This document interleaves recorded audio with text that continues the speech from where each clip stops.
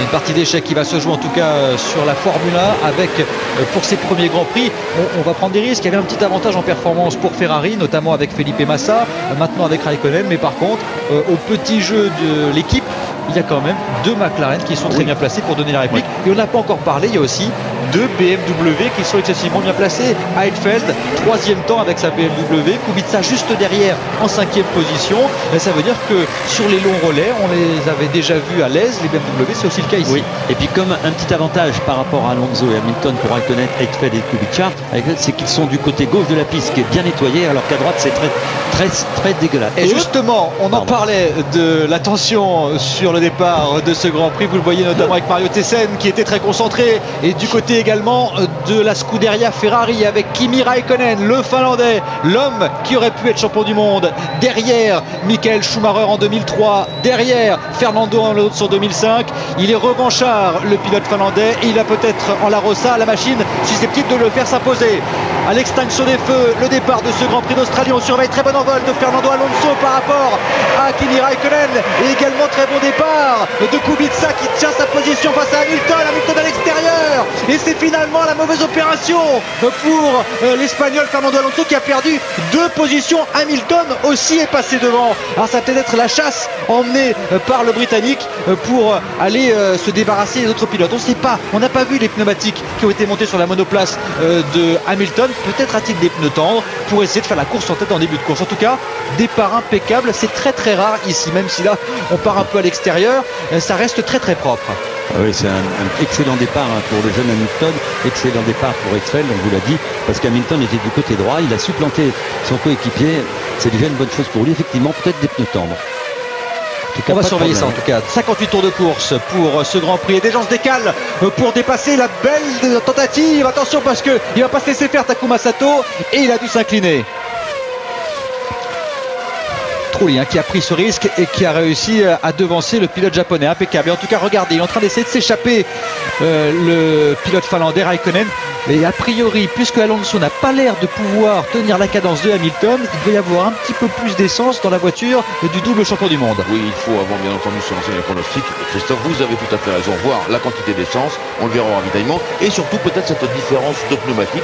Ça valait le coup, avec deux McLaren bien placés, de ne pas mettre ses œufs dans le même panier. Voici Felipe Massa. Alors Felipe Massa, lui, il est à la chasse du Wurz. Il a réussi à se débarrasser de Scott Speed. Et regardez, il prend l'aspiration, le Brésilien. Pas photo. Impeccable. On écoute ce que l'on dit à Rubens Barrichello.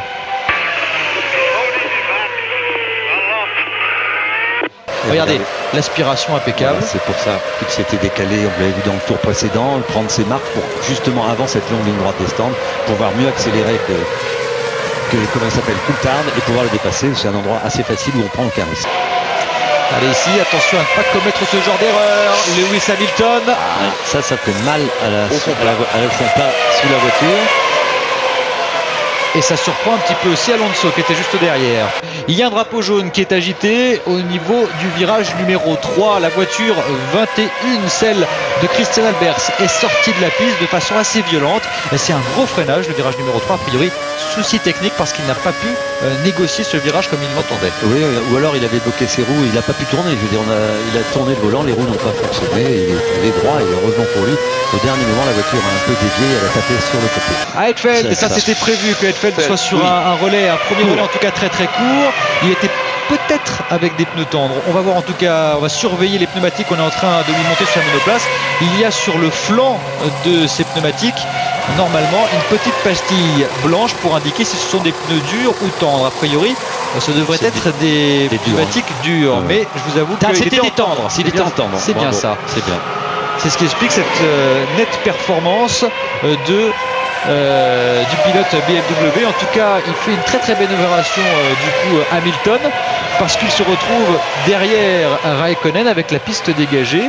Alonso est en 3e position et Kubica, le coéquipier de Heidfeld, est en 4e place. Et normalement Kubica, si les indications qu'on nous a données sont les bonnes, il devrait être en pneus durs pour ce début de course. Alors et regardez Barrichello, à cet endroit-là, c'est très risqué.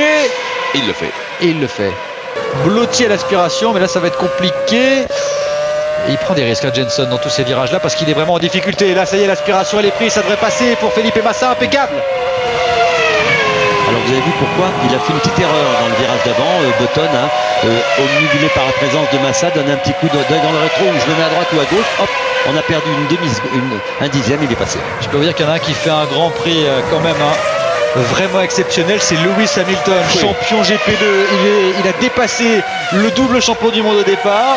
Il a réussi à maintenir la cadence. Il est toujours devant son coéquipier. Et je peux vous dire qu'Alonso, il ménage pas ses efforts pour le suivre. C'est vraiment la révélation de ce début de course. On savait que ce serait une révélation, mais là pour l'instant, il vient de faire tout un week-end et 16 tours absolument parfait. Hamilton, et voilà, il rentre au stand dans ce tour. On l'a vu, c'est décalé très tôt.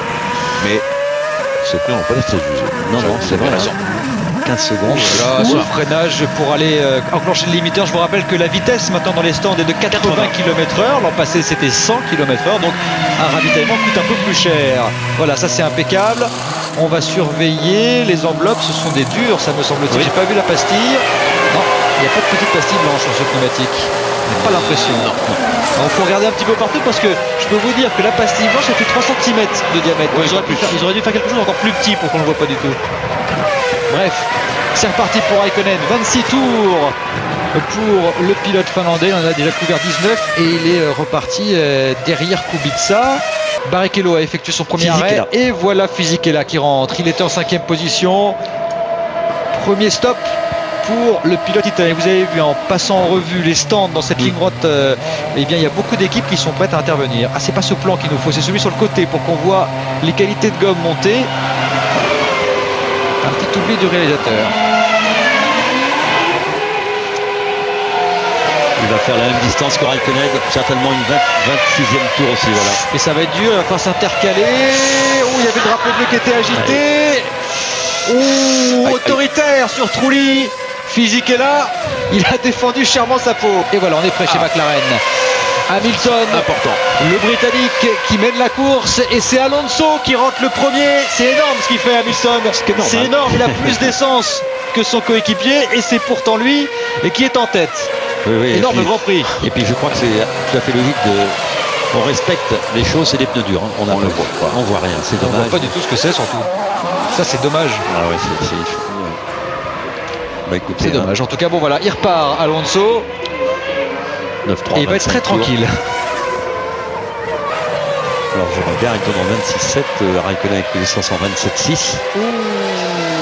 Attention, c'est pas bien ça. Lewis Hamilton qui s'était pourtant décalé pour dépasser ce pilote retardataire. On ne lui a pas facilité la tâche.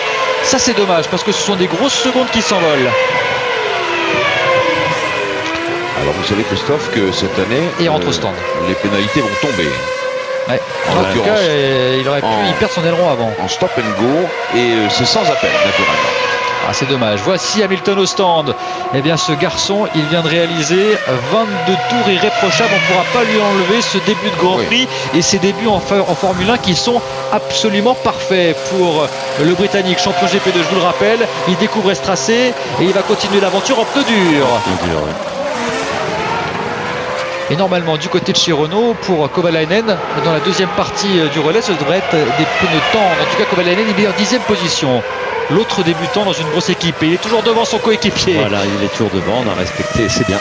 Beau ravitaillement, beau redémarrage. C'est la première fois, hein, c'est quand même extraordinaire. Sauf que là, avec des pneus qui sont un petit peu moins en température qu'Alonso, il va falloir résister au champion du monde. Et ça va pas être simple. Raikkonen toujours en tête avec à l'affût les deux McLaren, Hamilton et Alonso. Et regardez cette vue à l'arrière de la monoplace. Et voilà, attention, Lewis Hamilton, c'est la deuxième fois qu'il va un petit peu au large à cet endroit. Il joue avec le feu, mais il attaque comme un damné Hamilton, puisqu'il a encore mis un dixième à Fernando Alonso dans le dernier partiel. Premier ravitaillement pour Kovalainen, messieurs. Il était 8e. Le voici au stand, le pilote finlandais. Normalement, le deuxième relais devrait être plus court parce que là, il a fait quand même 31 tours. C'est colossal. Il y avait beaucoup d'essence. C'est ce qui explique son rythme. Nelson Piquet qui observe, qui est assis à côté de Flavio Briatore et qui regarde le pilote Renault titulaire en train de travailler. Et il est reparti juste derrière Rosberg. Ça, c'est par contre moins bien parce qu'il a perdu une place. En tout cas, il va pouvoir essayer de se battre. Regardez, il se met complètement à droite pour éviter à Coulthard de le dépasser. Il défend sa position. Coulthard à l'extérieur. Ils sont motorisés par le même moteur. Donc au niveau des performances, ça devrait être sensiblement la même chose. À l'accélération comme en vitesse de pointe. Et il résiste. rapide à la mi-course, ça veut dire que si on tente un seul arrêt, il va lui falloir s'accrocher pour la fin de course. Je regarde ses pneus. Les pneus durs. C'est impossible. Enfin, c'est pas impossible, mais je crois pas que les pneus tendent. Bon, il va être obligé de monter de tendre et on ne sait pas s'il est parti en tendre, mais je n'ai pas l'impression. On lui met une citerne pour l'instant quand même. Ouais, c'est vrai. On lui a mis une citerne à Massa. C'est celui qui a été le plus long à tailler en tout cas.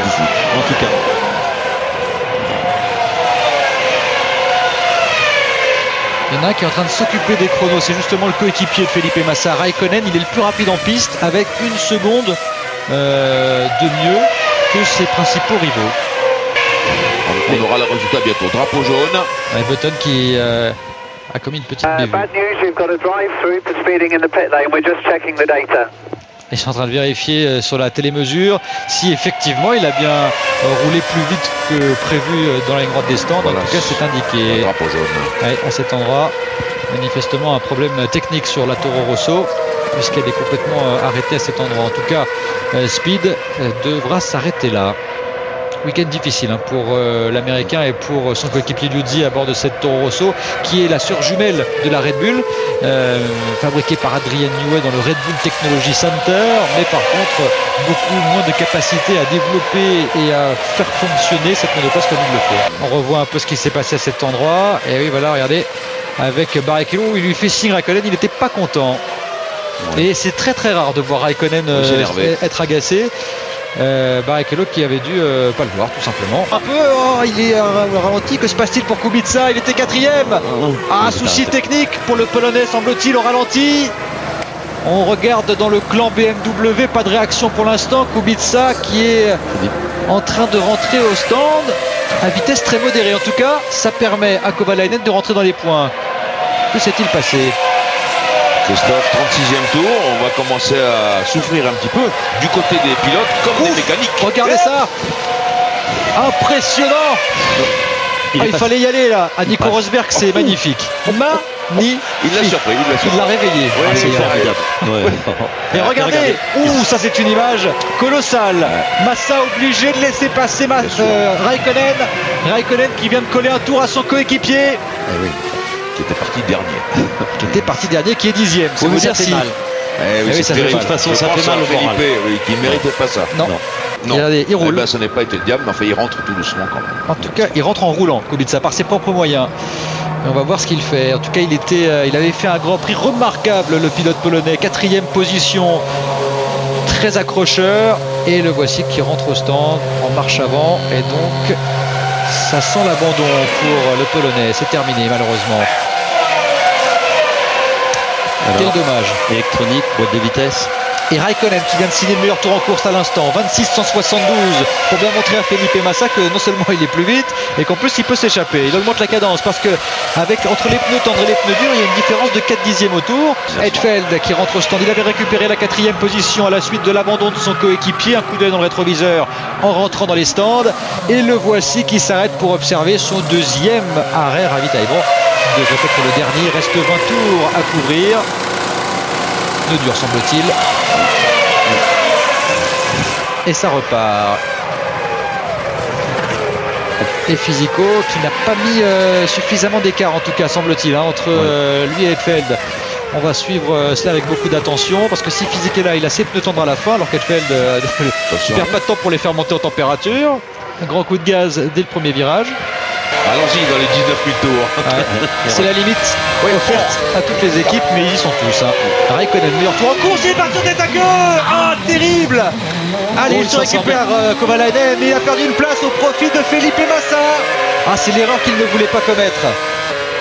Un peu de fatigue peut-être. Oui, certainement. Et attention à Trulli derrière qui va en profiter, les pneus sont sales, ils ont chuté un petit peu en température. Ils se sont salis, chargés de terre.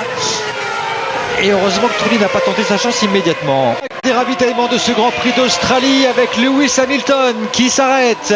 Raikkonen a déjà observé son arrêt au stand et voici l'Anglais maintenant qui a su résister, qui a su être plus rapide pour l'instant que Fernando Alonso. Il va lui falloir maintenant effectuer un dernier relais toute beauté, 8 secondes 2. Ça va très très vite et on est déjà prêt pour accueillir le double champion du monde qui aura réalisé 2-3 tours en tête dans ce Grand Prix et qui pour l'instant réussit à se maintenir sur le podium. Mais quel grand prix de la part de ce jeune homme qui vient du GP2, Jean-Louis. Je crois que c'est le moment de nous raconter un petit peu comment il en est arrivé là. Simplement, il vient des voitures télécommandées comme un certain Christophe Malbranc. Son papa lui a donné sa chance en kart. Il a été le meilleur espoir chez nos amis britanniques du journal Autosport. Il avait 9-10 ans et à la soirée, il cherchait Senna qui n'était pas là d'ailleurs, il était furibard. Et il a été le voir Ron Dennis, il lui a dit un jour je voudrais courir pour vous. Ron Dennis lui a dit tu travailles à l'école et tu fais des progrès en kart puis en monoplace. Et pendant 10 ans, eh bien Ron Dennis l'a surveillé. Il l'a même aidé financièrement, je crois, avec un prêt de plusieurs dizaines de milliers de livres. Mais en tout cas, il est arrivé là. Lewis, c'est un pur produit de Ron Dennis, mais c'est aussi, comme je l'ai dit, c'est le chouchou de l'équipe McLaren. C'est une histoire tellement formidable. Surtout en fou. Surtout c'est dangereux. Et ben Weber qui venant aussi des minorités ethniques qu'on n'a pas souvent l'habitude de voir en course automobile et en fortiori en Formule 1. Et Barrichello qui s'est débarrassé de façon autoritaire de Sato. Fisichella qui est au stand, Hetfeld est repassé. Il va sans doute repartir en 5e position, le pilote romain. Et ça repart. C'est vite. Où est-ce que c'était pour accompagner l'embrayage ou il est reparti un peu trop tôt? Parce que le cric a failli partir en même temps. Le cric n'était pas bien sorti. Oui, c'est surtout ça. Alors là, c'est intéressant. Alonso cravache parce que c'est le seul moyen pour lui de dépasser Hamilton. Et je peux vous dire, il attaque 4 dixièmes de reprise dans le premier secteur, une demi-seconde dans le second. L'Espagnol qui y va. Et regardez, attention. Est-ce que Rubens a dû lever le pied? Button a dû lever le pied parce que dans ce cas, ça pourrait être grave. L'arrêt au stand de Alonso. Raikkonen est évidemment repassé. Les pneumatiques, parce qu'on sait qu'on met de l'essence, c'est les pneumatiques qui nous intéressent. Le réalisateur l'a pas compris pour l'instant. 2 secondes de moins pour l'arrêt de physique d'Hamilton par rapport à son coéquipier. Et il est passé Alonso par rapport à Lewis Hamilton. C'est la loi de l'équipe. Oui, et puis Hamilton a mis 8-7 et 6-3. Alors attention à Fisichella quand même. Je vous rappelle que c'est l'équipe qui est responsable du retour en course de la voiture qui ravitaille. Attention quand même qu'il ne soit pas pénalisé. Attention. C'est tout à fait possible en tout cas. Hamilton le voici, le 3e pour l'instant. Il est à l'abri par rapport à Hetfeld. Il y a pratiquement 30 secondes d'écart entre les deux pilotes. Et devant lui, il y a Alonso qui a une mission. Parce qu'Alonso, il a 11 secondes de retard sur Raikkonen. Il reste 13 tours. L'équation est simple, il va falloir attaquer comme un damné. Ça va être difficile. Ça va être aussi difficile pour Hamilton ces derniers tours. Ces 13 derniers tours pour lui. Il va falloir qu'il fasse attention, la fatigue. Il faut bien regarder la piste. Je crois qu'une 3e place et un podium, c'est exceptionnel. Il n'y a personne derrière lui. Je pense qu'on va lui dire au stand calme. Et surtout qu'on va pas dire calme à Alonso parce qu'il est reparti le couteau entre les dents et dans son tour de lancement il est déjà plus rapide que Raikkonen dans le 2e secteur. Il a repris 3 dixièmes. Vous allez me dire c'est pas beaucoup, mais il y a 3 secteurs. Si vous faites 3 dixièmes par secteur, ça fait 1 seconde par tour et ça fait la différence pour aller chercher un Raikkonen en fin de course. Donc c'est loin d'être fini, même si après il faut doubler Raikkonen, ce qui est une autre paire de manches. Allez, ça repart.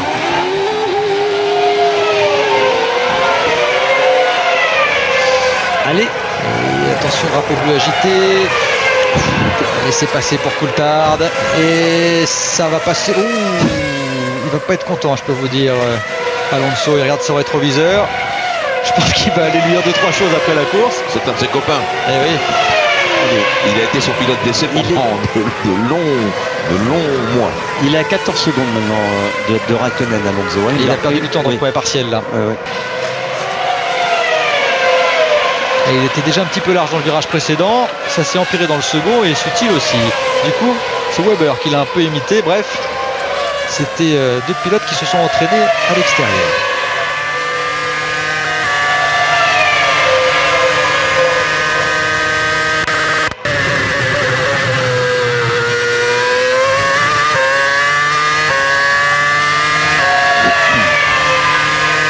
Je peux vous dire une chose, c'est que Massa est en train de viser la 5e place parce que Fisichella est en 1.29.1, Massa 1.27.8. Incroyable. Attention, quelle tentative. Alors là, voiture de sécurité. Wurz, Coulthard qui vont nous relancer l'intérêt du Grand Prix des derniers tours sans doute, parce que drapeau jaune, la voiture de Wurz très endommagée, celle de Coulthard complètement détruite. Wurtz qui était 13e, Coulthard 14e. Il y a eu une tentative de dépassement, ça n'a pas fonctionné. Ah, mais Wurtz il peut s'enlever là pour l'instant, puisqu'il a réussi par ses propres moyens à se dégager de ce virage. Donc pour l'instant, la voiture de sécurité, elle n'est même pas prête. Et ça semble un peu étonnant parce qu'il y a quand même une voiture qui est dans une zone de dégagement. Christian Horner, le patron de chez Red Bull Racing, et la monoplace de Coulthard complètement détruite. Disloqué. C'est un dépassement qui s'est mal passé à 130 à l'heure. L'un a fermé la porte à l'autre certainement. On a vu subrepticement l'image, mais on va le revoir certainement. Ouais, ça a été furtif. On revoit ça. Ah, il s'est décalé très très tôt et il ne l'a pas vu. Et puis le temps perdition, il lui est passé au-dessus carrément. Terrible. C'est un endroit très difficile. La vitesse, l'entrée de la courbe était assez rapide. Voilà. Incroyable cette image. Folle planée. Ouais. Alors pas d'alerte voiture de sécurité. Christophe, je surveille la passerelle de commandement. Et là franchement ils auraient pu en mettre une voiture de sécurité. En mettre une. Ça aurait choqué personne. C'est pas choquant, c'est ça. C'est très étonnant qu'il n'y ait pas la voiture de sécurité. Et ça a eu un phénomène d'accélération lorsque le fond plat est passé sur la coque de l'autre. Ça a glissé tout simplement. Ouais. Voilà. En tout cas, ils auraient pu mettre une voiture de sécurité parce qu'il y a des débris sans doute à cet endroit qui peuvent endommager les pneumatiques. Et c'est dommage du coup d'ajouter ce risque à l'ensemble des pilotes. En tout cas, pour l'instant, simplement un drapeau jaune dans cette zone. Mais s'il y en a un autre qui a le moindre souci technique à cet endroit et qui sort de la trajectoire, il se prendra la voiture de David Coulthard. On revoit ici Wurtz qui a eu bien du mal à relancer la mécanique. Wurtz, il a le cœur qui bat. Christophe, est-ce qu'il a vu la voiture de Coulthard de très très près? C'était plus sur la tête même. Oui, bien sûr. Il a failli. Si la roue passait sur le casque, ça peut faire très très mal. Exactement. Mais bon. Kovalainen, le voici. Ici, Kovalainen, c'est quelques petites erreurs dans ce Grand Prix. Ça lui aura coûté cher.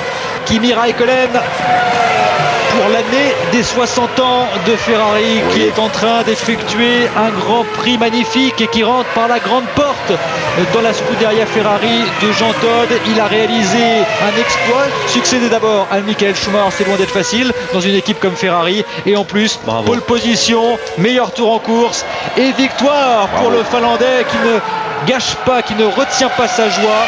Quelle course réalisée par ce grand bonhomme de la Formule 1 qui jusqu'à présent n'a pas eu grand chose à se mettre sous la dent parce qu'il n'avait jamais eu des monoplaces à son niveau. Et bien cette fois il a sa chance, elle lui est offerte par la Scuderia. Alonso deuxième, le champion du monde en titre est bel et bien là, déjà prêt avec sa nouvelle équipe pour aller chercher la victoire. Et c'est une troisième place en forme de victoire pour Lewis Hamilton.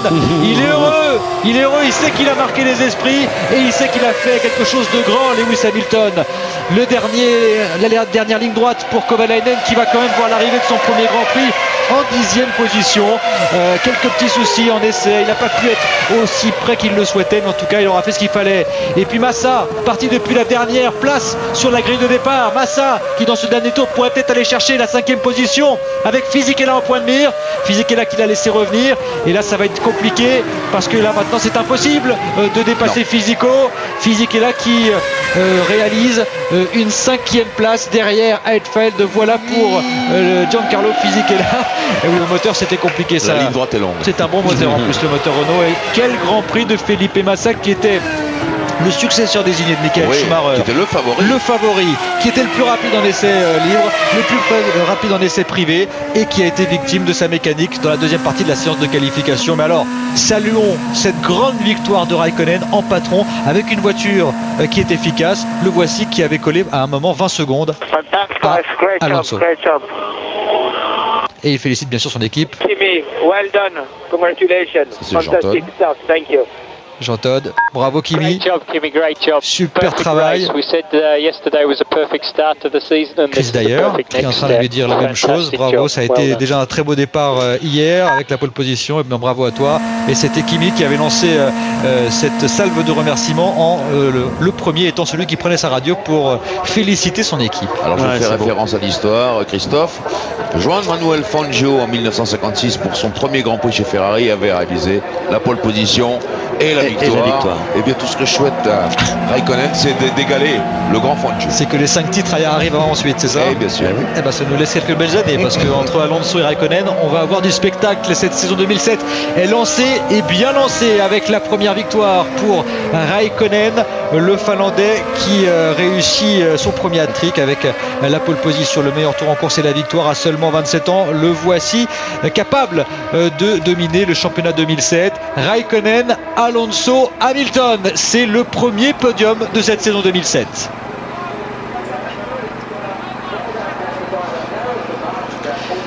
Le classement de ce Grand Prix d'Australie: Raikkonen, Alonso, Hamilton, Heidfeld. La troisième force c'est BMW, Fisichella est la cinquième avec la Renault, sixième position de Massa, septième de Rosberg et la huitième place pour l'Allemand Ralf Schumacher à sa Toyota.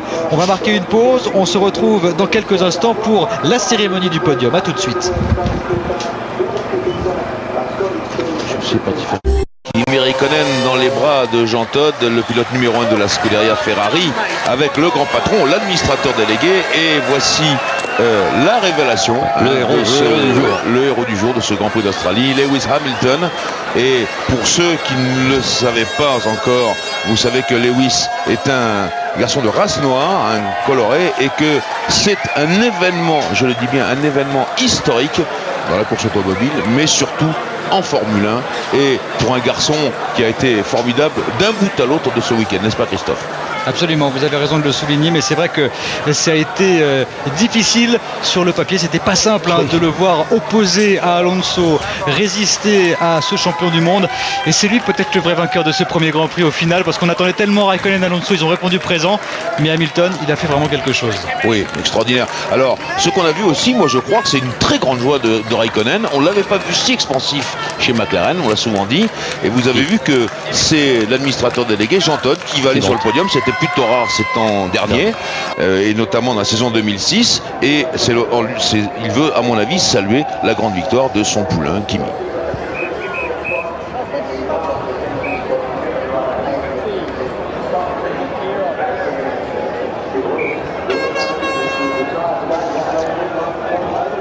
Et la piste qui est maintenant envahie par le public australien qui est venu encourager ces pilotes qui ont réalisé un premier Grand Prix de toute beauté.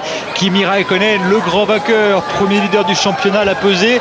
Jean Todt derrière, et regardez le petit mot entre Jean Todt et Fernando Alonso, parce qu'on a appris il y a quelques semaines que oui, Jean Todt avait pourquoi pas à un moment envisagé d'embaucher Alonso, et c'est finalement Raikkonen qui avait été préféré. Et puis c'est vrai que avoir une telle opposition entre ces deux jeunes, c'est vraiment la nouvelle génération qui en marche. Alonso, seulement 25 ans, 2 titres de champion du monde, ça fait pas complètement oublier Michael Schumacher, c'est vrai, mais en tout cas c'est une belle façon que de continuer l'histoire de la Formule 1, et ça, Jacques, je pense que c'est quand même une très bonne chose. Écoutez, on a une chance inouïe, on a que des jeunes pilotes. Raikkonen, il n'est pas âgé, regardez il reçoit un coup de fil de Michael Schumacher. Oui, absolument, c'est certain. Ou alors de Luca Di Montezemolo. Regardez, il est heureux. Vous aviez raison de le dire tout à l'heure, Jean-Louis. On l'a vu tout l'hiver, des photos très souriants. La petite semaine que vous avez passée au ski, tout, il était là, ce garçon. Il est content, il est très heureux. Et c'est vrai qu'il est beaucoup plus expansif, même dans les paddocks, il est souriant, etc. Et c'est vrai qu'il se sent chez lui du côté de la Scuderia Ferrari. Et regardez, ça c'est quelque chose, parce que Lewis Hamilton, 22 ans, première course, premier podium, avec la manière, parce que Alonso en a bavé pour le suivre. L'hymne finlandais.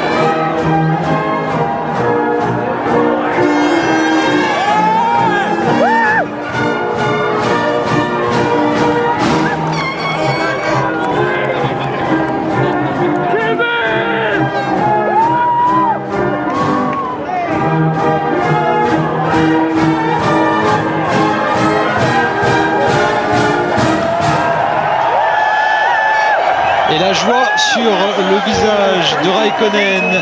Alonso ravi de sa position parce que dans ses calculs il ne se pensait pas aussi proche de la Scuderia Ferrari, doit donc en être ravi. Et puis le grand sourire également de Lewis Hamilton qui est en train de savourer ce premier podium. Bravo en tout cas à Raikkonen, premier leader de cette saison 2007 et avec une course absolument exemplaire. Rappelez-vous, l'an passé il n'avait pas remporté le moindre Grand Prix, Raikkonen, avec une voiture rétive, peu efficace. Il avait dû se contenter des places d'honneur et des accessites. Sa dernière victoire, ça remontait au Grand Prix du Japon en 2005. Le voici qui ouvre la saison de la meilleure des façons avec une victoire et avec une monoplace exceptionnelle. Le double champion du monde espagnol qui a déjà remis au travail cette équipe McLaren qui était désertée finalement par la volonté de s'imposer. Regardez ce vrai sourire et cette vraie éclosion d'un talent. Lewis Hamilton, oui, on l'avait soupçonné, hein. Vous l'aviez soupçonné injustement d'ailleurs d'être fatigué. C'est vrai. Il a l'air d'être en pleine forme et prêt à en découdre maintenant à coups de bouteille de champagne parce que c'est vrai que c'est là un petit peu la joie et il va pouvoir savourer ça. Alors c'est rigolo parce que là du coup on suit pas du tout le vainqueur.